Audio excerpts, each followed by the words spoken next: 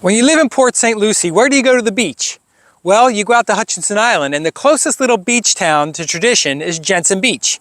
And that's what we're going to take a look at today. So here we go.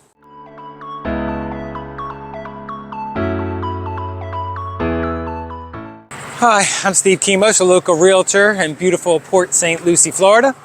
If you're heading to the beach from tradition, it takes about 30 minutes, depending on the traffic and the lights that you encounter. But when you get to the coast, there's only 3 ways you can get out to the island. You can either go north across Fort Pierce Bridge, south all the way to Stewart, or come across the Jensen Beach Bridge.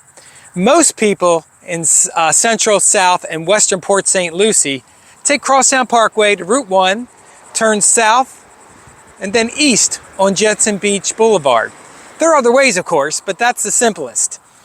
Now, if Port St Lucie built a bridge across from Walton Road, the trip would be about 15 minutes. It'd be beautiful, but that's wishful thinking, and that would be years in the future. Excuse me. So let's take a look at the quaint waterfront town of Jensen Beach. Jensen Beach is located just south of the St. Lucie County line on the east coast of Florida. It was founded in the 1800s by a pioneer named John Lawrence Jensen, and was known as one of the largest pineapple producing areas in the U.S., much like Stewart to the south. But as the pineapple industry waned due to competition and some bad weather, Jensen changed its economy to a transport hub due to its location on the Intercoastal Waterway. Now today, Jensen Beach's economy relies on tourism, recreation, fishing, and nature. And parks. Its unique, quirky, artsy vibe, along with the parks and beaches, create a thriving place to visit. So let's walk through Jensen and check out the bars, restaurants, shops, and parks. But let's start with the restaurants and bars. All right, now here comes my famous disclaimer. I always stop short of recommending restaurants and bars out of concern that the restaurant will have an off night, or it's a new chef, or some new waitstaff. The last thing I want to do is recommend a mediocre experience. But that being said, here's what you can expect in the little town of Jensen Beach. If you're into seafood, Conchi Joe's has you covered. The restaurant has stunning water views and a recently renovated dining room. The Dolphin House is also a seafood stop with a great view, by the way. For Mexican, you can check out the Taco Tiki, which has an outdoor seating and almost daily entertainment. Now, Crawdaddy's here offers Cajun cuisine, and Ian and Kai's offers Italian, and Mulligan's offers the normal fare you would find in a great beach town restaurant. There are at least 15 restaurants, from light fare to high-end dining. There's restaurants like Cash and Sushi, LA Rosation Bistro, 11 Maple Street. All are good choices to explore to find your favorites. Now, I love me some breakfast. On Saturdays, I ride from Tradition with my bike out to grab breakfast at Jen's or Mulligan's right across the street. 3 scrambled eggs, 2 big giant pancakes, and then I'll meet my wife at the beach or head pedaling back to Tradition.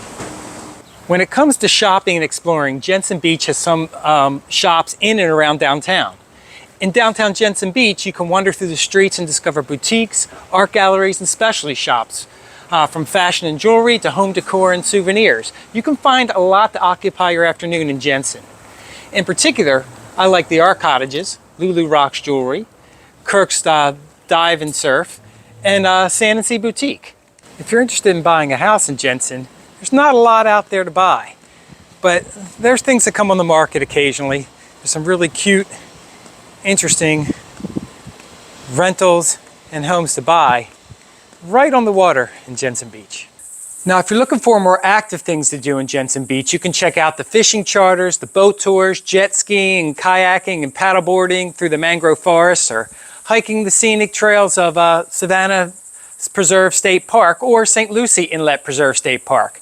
Nature lovers will find an abundance of opportunities to observe wildlife and check out the beauty of the area.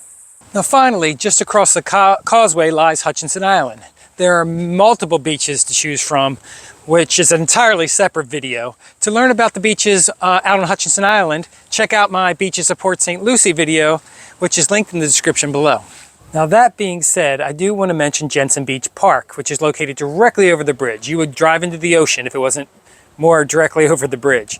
This venue has a takeout restaurant that serves breakfast and lunch. It also has bathrooms, a volleyball court, large paved parking area. It's a beautiful stretch of coastline that offers pristine sandy shores with clear waters with excellent swimming and great surfing conditions.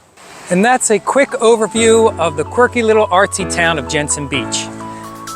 This is the place you will most likely go if you move to Port St Lucie. So if you want to know more, contact me. My information's on the screen and in the description below.